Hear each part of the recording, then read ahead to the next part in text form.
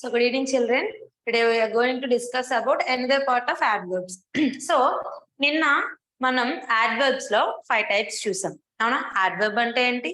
అసలు adverb దేన్ని modify చేస్తుంది? అంతేకాకుండా adverb ఎన్ని టైప్స్ ఉన్నాయి? అందులో మనం కొన్ని టైప్స్ అనేది నిన్న చెప్పడం అయితే జరిగింది. అవునా? సో నిన్న ఏమేమి చెప్పామమ్మా? సో adverb అంటే ఏంటి అసలు? దేన్ని మోడిఫై చేస్తుంది? యాడ్జెక్టివ్ అయితే నౌన్ ని ప్రొనౌన్ ని మోడిఫై చేస్తుంది. అవునా? యాడ్వర్బ్ దేన్ని మోడిఫై చేస్తుంది అంటే వర్బ్ ని మోడిఫై చేస్తుంది, యాడ్జెక్టివ్ ని మోడిఫై చేస్తుంది. అంతేకాకుండా ఇంకో అనదర్ యాడ్వర్బ్ ని కూడా, అంటే యాడ్వర్బ్ అనేది ఇంకో అనదర్ యాడ్వర్బ్ ని కూడా మోడిఫై చేయడం జరుగుతుంది. ఇది మనకి యాడ్వర్బ్. ఓకేనా? అందులో మనం టైప్స్ ఏంటని చూసాము. యాడ్వర్బ్ ఆఫ్ మేనర్ అంటే ఎలా ఒక యాక్షన్ అనేది ఎలా జరిగింది, హౌ సంథింగ్ ఈజ్ హ్యాపెన్, ఎలా జరిగిందని చెప్తుంది. Adverb of place, where something is happen అంటే ఎక్కడ ప్లేస్ ఎక్కడ జరిగింది, ఏ ప్రదేశంలో జరిగింది అని చెప్పేది. టైం అంటే ఎంతకి జరిగింది, అంటే ఏ టైంకి జరిగింది, వెన్ సంథింగ్ ఈజ్ హ్యాపెన్. ఓకేనా? నెక్స్ట్ యాడ్వర్బ్ ఆఫ్, ఇంకేం చెప్పాం, యాడ్వర్బ్ ఆఫ్ ఫ్రీక్వెన్సీ కూడా చెప్పాం. అవునా? సో ఇదేంటిది, ఏదైనా ఒక సంథింగ్ ఏదైనా జరిగింది అంటే దాన్ని ఒత్తి చేసి చెప్పేదంటే ఎక్కువగా చేసి చెప్తే. ఓకేనా? టు, ఇనఫ్ అలాంటి వర్డ్స్ యూజ్ చేసేటప్పుడు మనం యాడ్వర్బ్ ఆఫ్ ఫ్రీక్వెన్సీని యూజ్ చేస్తాం.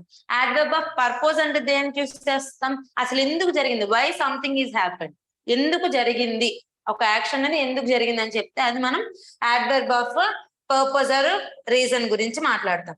అయితే ఇప్పుడు దాని తర్వాత పార్ట్ ఏంటంటే కన్జంక్టివ్ adverbs or linking adverbs. So అంటే ఏంటంటే an adverb that connects two clauses as a result on the other hand. So ఇది ఏంటంటే టూ క్లాజెస్ ని కలుపుతుంది, ఒక పదంతో టూ క్లాజెస్ ని కలుపుతుంది. క్లాజ్ అంటే ఏంటంటే ఏ గ్రూప్ ఆఫ్ వర్డ్స్ కలిసి ఒక సరైన అర్థవంతమైన సెంటెన్స్ ఇస్తే, ఒక కరెక్ట్ ఫార్మ్ ఆఫ్ సెంటెన్స్ అనేది మనకు ఉంటే అప్పుడు దాన్ని మనం క్లాజ్ అని అంటాం. ఓకేనా? సో అలాంటి రెండు అర్థవంతమైన ఫుల్ మీనింగ్ వచ్చే సెంటెన్సెస్ అనేవి ఉండేటప్పుడు అలాంటి సెంటెన్సెస్ నా రెండింటి సెంటెన్స్ ని కంబైన్ చేయడానికి ఒక వర్డ్స్ ని యూజ్ చేస్తాం. ఆ వర్డ్స్ తెలియజేసేవే మనకి conjunctive adverbs or linking adverbs అంటాం. ఓకే? సో కన్జంక్టివ్ యాడ్వర్బ్స్ అంటే అర్థమైందా? Two clauses that connects two clauses as a result on the other hand. Okay? Two clauses ని కనెక్ట్ చేస్తుంది. సో ఇదేంటి ఇప్పుడు అందులో వర్డ్స్ ఏంటేంటి, furthermore, besides, accidentally, etcetera అంటే ఇంకా ఉంటాయి. సో ఇక్కడ ఏంటి, ఫర్దర్ మోర్, యాక్సిడెంటలీ, బిసైడ్స్, ఇంకా మోర్ ఓవర్. ఓకేనా? ఇలాంటి పదాలు అనేవి మనకి కన్జంక్టివ్ లింకింగ్ యాడ్వర్బ్స్ లోకి వస్తాయి. అయితే ఇక్కడ మనకి కన్జంక్టివ్ యాడ్వర్బ్స్ లో కొన్ని ఎగ్జాంపుల్స్ చూస్తే, సో ఏంటమ్మా example, the train is already running late. The train is already running late. Besides, we got caught in the early morning traffic. So ఇక్కడ ఏంటి, the train is already running late. ఇదంతా కూడా మనకి already running late అంటే ఈ train అనేది already మేము late అయిపోతున్నాం, running late, train is already running late. Besides we got caught in the early morning. So ఈ సెంటెన్స్ కూడా మనకి ఒక అర్థవంతమైన మీనింగే. మేము ఇక్కడ ట్రాఫిక్ లో, ఎర్లీ మార్నింగ్ ట్రాఫిక్ లో ఉండిపోయాం, చిక్కిపోయాం అని, అదే ఉండిపోయామని చెప్తున్నాం. సో ఇక్కడ ఏంటి, the train is already running late, మేము ఇప్పటికే ట్రైన్ కి చేరుకోవడానికి లేట్ అవుతున్నాం.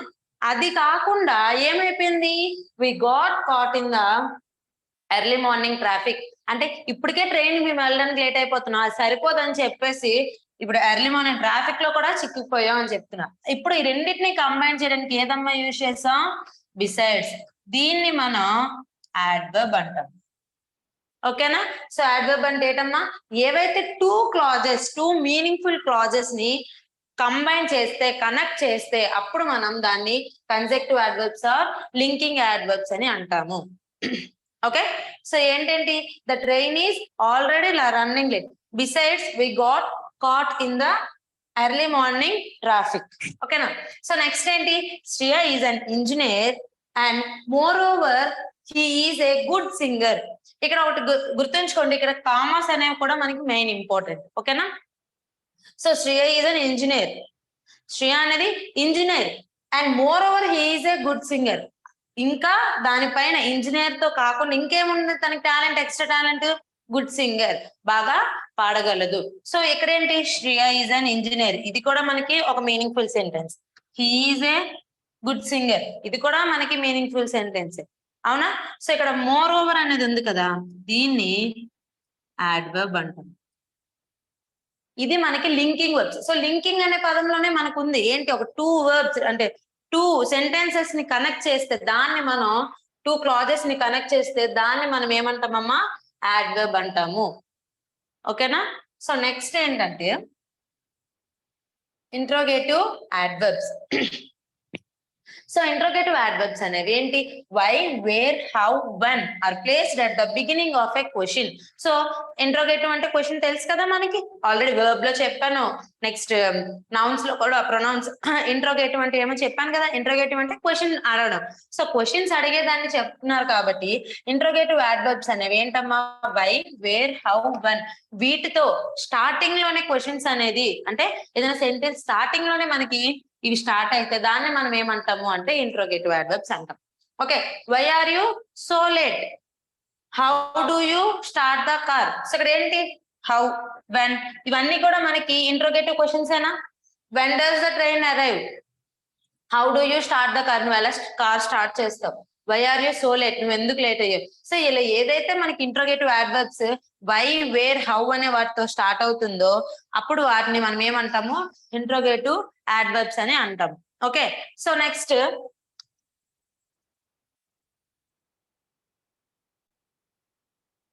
Interrogative pronoun. సో మనం ఇంట్రోగేటివ్ ప్రొనౌన్ కూడా చెప్పాం కదా. సో ఇంట్రోగేటివ్ ప్రొనౌన్ అనేది దేనికి మనకి యూజ్ అవుతుంది అంటే ఏదైనా పర్సన్ గాని ఆర్ ఆబ్జెక్ట్ గాని వాటి గురించి మనం పాయింట్అవుట్ చేసి మాట్లాడితే మనం ఎక్కువగా ఇంట్రోగేటివ్ ప్రొనౌన్ అంటాం. ఓకే, కానీ ఇక్కడేంటి, ఇంట్రోగేటివ్ యాడ్వర్బ్ అంటే మనం మెయిన్ ఓవర్ గా క్వశ్చన్ ఫామ్ లోనే ఫామ్ అవుతుంది, కానీ ఇక్కడ పర్సన్ ని ఆబ్జెక్ట్ ని ఎక్కువగా చెప్తుంది. ఇక్కడ why are you so late, how do you start the car, ఇలా ఏవైతే స్టార్టింగ్ వాటితో స్టార్ట్ అవుతుందో వాటిని మనం ఇంట్రోగేటివ్ యాడ్వర్బ్స్ అంటాం. ఓకేనా, ఇంట్రోగేటివ్ ప్రొనౌన్స్ కూడా మనకి క్వశ్చనింగ్ ఫామ్ తోనే ఫామ్ అవుతాయి. ఇలా ఏవైతే ఇంట్రోగేటివ్ యాడ్వర్బ్స్ అనేది ఇలా మనకి క్వశ్చనింగ్ అంటే స్టార్టింగ్ క్వశ్చనింగ్ తో స్టార్ట్ అయితే వాటిని మనం ఏమంటాము, ఇంట్రోగేటివ్ యాడ్వర్బ్స్ అని అంటాం. ఓకేనా, నెక్స్ట్ ఏంటి,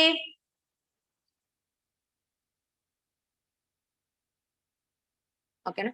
సో ఇక్కడ relative adverb, where, when, why, whenever, wherever can be use to join the sentences. So ఇక్కడ కూడా క్లాజెస్ ని జాయిన్ చేయడానికి యూజ్ చేస్తాం. ఓకేనా, సో క్లాజెస్ ని జాయిన్ చేయడానికి యూజ్ చేస్తాం, కానీ ఎలాంటి పదాలు యూజ్ చేస్తాం, where, when, why, whenever, wherever, ఇలాంటి పదాలను యూజ్ చేసి మనం జాయిన్ చేయడానికి అంటే 2 క్లాజెస్ ని జాయిన్ కనెక్ట్ చేయడానికి యూజ్ చేస్తూ ఉంటాం. ఓకేనా, సో ఇక్కడ ఏంటి, I remember the day when we first meet. So ఇక్కడ ఏంటి, వెన్ ఇక్కడ కూడా ఉంది కదా, అంటే ఈ ఒక్క దాంతోని ఇక్కడ 2 clauses, we first meet, I remember the day, ఒక 2 క్లాజెస్ ని కంబైన్ చేసింది. So I remember the day when we first meet అంటే ఈ డే గుర్తుందని అన్నప్పుడు ఎప్పుడు గుర్తుంది అని అడిగేటప్పుడు వి ఫస్ట్ మీట్, మనం ఫస్ట్ లో మీట్ అయ్యింది ఆ డే నాకు గుర్తుంది, I remember the day. Okay, next ఏంటి, that's the restaurant where we met for the first time. So ఏంటమ్మా, వేర్, ఇవేమవుతాయి, adverb. A adverb, relative adverb. Where అనేది కూడా రిలేటివ్ యాడ్వర్బ్. ఓకేనా, so that's the restaurant where we met for the first time. ఇక్కడ ఏవైతే ఈ అంటే 2 sentences, ఇప్పుడు రిలేటివ్ ప్రొనౌన్ ఉందండి. సో రిలేటివ్ ప్రొనౌన్ అనేది ఏంటని చెప్పాను, ఒక సెంటెన్స్ జరిగిందంటే ఆ సెంటెన్స్ కి కాంబినేషన్ గా ఇంకో సెంటెన్స్ అనేది, వాటికి కూడా మనం ఇలాంటి పదాలే యూజ్ చేస్తాం. అవునా, అలా యూజ్ చేసామంటే రిలేటివ్ యాడ్వర్బే అవుతుంది. ఇప్పుడు ఫర్ ఎగ్జాంపుల్ రిలేటివ్ ప్రొనౌన్ అనుకోండి, అదేంటి, పర్సన్ ని గాని లేదా ఆబ్జెక్ట్ ని గాని వీళ్ళ గురించి చెప్పేటప్పుడు అది రిలేటివ్ ప్రొనౌన్ అవుతుంది. ఓకేనా, కానీ ఇక్కడేమవుతుంది తెలుసా, రిలేటివ్ యాడ్వర్బ్ లో టైం గురించి కానీ లేదా లొకేషన్ గురించి కానీ మనం టాపిక్ మాట్లాడేటప్పుడు అవేమవుతాయి, రిలేటివ్ యాడ్వర్బ్ అవుతుంది. క్లియర్? సో రిలేటివ్ ప్రొనౌన్ అంటే పర్సన్ గురించి కానీ లేదా ఆబ్జెక్ట్ గురించి కానీ మనం మాట్లాడితే అప్పుడు మనకి అది రిలేటివ్ ప్రొనౌన్ అవుతుంది. కానీ రిలేటివ్ యాడ్వర్బ్ ఎప్పుడు అవుతుంది? టైం గురించి కానీ లొకేషన్ గురించి కానీ మాట్లాడితే అది మనకి రిలేటివ్ యాడ్వర్బ్ అనేది జరుగుతుంది. ఓకేనా? సో ఇది మనకి రిలేటివ్ యాడ్వర్బ్ 82 క్లాజెస్ ని కనెక్ట్ చేస్తుంది. ఏ పదాలతోని? Where, when, why, whenever, wherever. Where, when, why, whenever, wherever. ఓకేనా? Next adverb of negation and affirmation. So ఇవి 2 అండి. adverb of negation ఒక టైప్, adverb of affirmation ఒకటి. ఓకేనా? సో negation and affirmation అంటే ఏంటో చూద్దాం.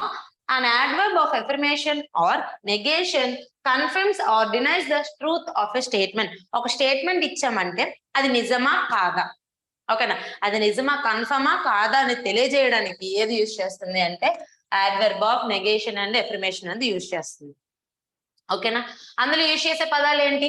Never, hardly, no longer, sorry, next seldom, rarely, obviously. ఇవన్నీ కూడా మనకి ఏమవుతాయి? నెగేషన్ లోకి వెళ్తాయి. ఇప్పుడు నెవర్ అంటే అది ఒకసారి కూడా జరగలేదు, నో అనే మీనింగ్. హార్డ్లీ అన్నా నో అనే మీనింగ్. నో లాంగర్ అన్నా నో అనే meaning. Clearly, exactly, purely. Next seldom, rarely అన్నా నో అనే, సెల్డమ్ అన్నా నో అనే. ఇలా మనకి నో అనే చెప్పే పదాలు. ఇప్పుడు హార్డ్లీ అని ఇచ్చారు అనుకోండి, హార్డ్లీ అనే సెంటెన్స్ ఫార్మ్ చేస్తే మనం ఏమనుకుంటాం? హార్డ్లీ అంటే కొంచెం కష్టంగా చదివేశారు అని అన్నాం అనుకోండి, అప్పుడు అదేమవుతుంది? రాంగ్ అవుతుంది. హార్డ్లీ అంటే మీనింగ్ ఏంటి అంటే నో అని అర్థం. ఓకేనా?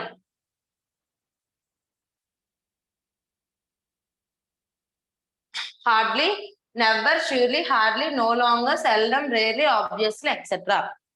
ఓకేనా? ఇవేమవుతాయి? Adverb of negation and affirmation కి వెళ్తాయి. సో అయితే ఎఫర్మేషన్ కి నెగేషన్ కి ఎగ్జాంపుల్స్ చూస్తే, సో ఎఫర్మేషన్ ఎగ్జాంపుల్ ఏంటి? I will definitely do that project. ఇక నువ్వు డెఫినెట్లీ అన్నప్పుడు దేని గురించి చెప్తుంది? ఖచ్చితం అంటే డెఫినెట్ గా చేస్తా అని చెప్తున్నావు కదా, ట్రూయే కదా ఇది. అంటే ఇదేమవుతుంది? ఎఫర్మేషన్ అంటే adverb of affirmation. Adverb of affirmation. ఇంకోటి ఏంటి? He will surely give you money. He will surely give you money. ఖచ్చితంగా ఇచ్చేస్తాడు, మనీ ఇచ్చేస్తాడు అని చెప్తున్నారు కాబట్టి ఇది కూడా ఎఫర్మేషనే. ఇక్కడ చూడండి, he is not very active. Not అనేది వెరీ యాక్టివ్, వెరీ.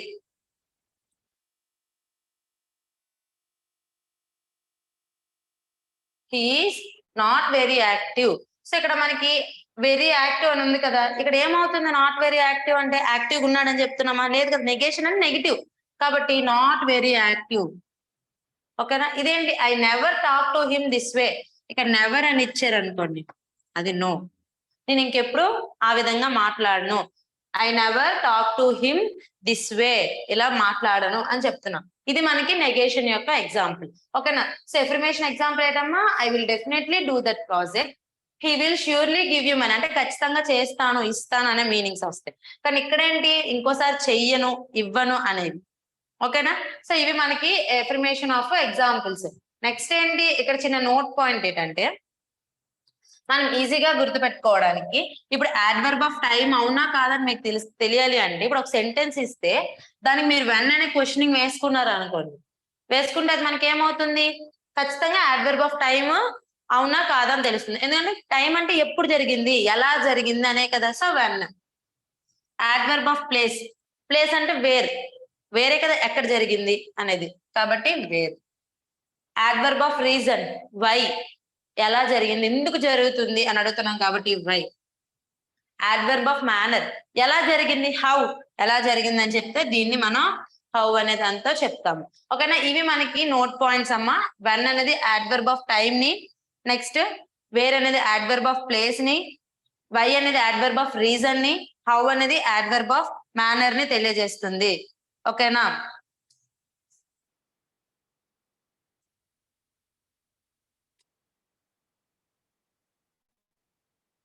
ఇవి మనకున్న టైప్స్ అమ్మా. ఓకేనా?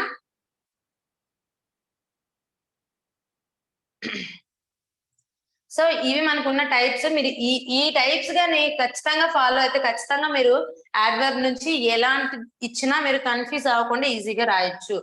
ఓకేనా? మనకున్న టైప్స్ మొత్తం 9. So adverb types of adverbs చూసారా, adverb of manner describes how something is done. ఎలా జరిగింది, అందంగా జరిగిందా, అసలు బాగాలేదా, ఎలా జరిగిందని తెలియజేస్తే అది మనకి describes of something is done.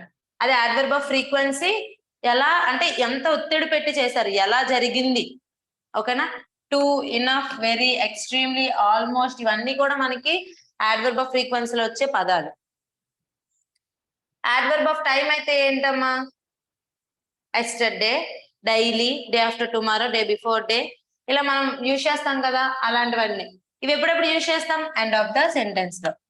Okay, so next adverb of place లో here, everywhere, anywhere, outside, away, round, there, somewhere, nowhere, ఇవన్నీ కూడా మనకి adverb of ప్లేస్ కిందకి వస్తాయి. Okay, so next adverb of purpose. adverb of purpose దేనికమ్మా, to describe why something happen, ఎందుకు జరిగింది అని తెలియజేసేది. therefore, hence, because, so, accidentally. కన్జెక్టివ్ కి అయితే చెప్పాను కదా, further more, besides, more over, accidentally, ఇలాంటి వర్డ్స్ కనిపిస్తే అవి మనం గుర్తుపట్టొచ్చు, టూ క్లాజెస్ ని కనెక్ట్ చేసేలా ఉంటే. ఓకేనా, ఇంట్రోగేటివ్ అయితే క్వశ్చనింగ్ లో ఉంటే, స్టార్టింగ్ క్వశ్చనింగ్ లో ఉంటే దాన్ని మనం ఇంట్రోగేటివ్ adverb అని అంటాము.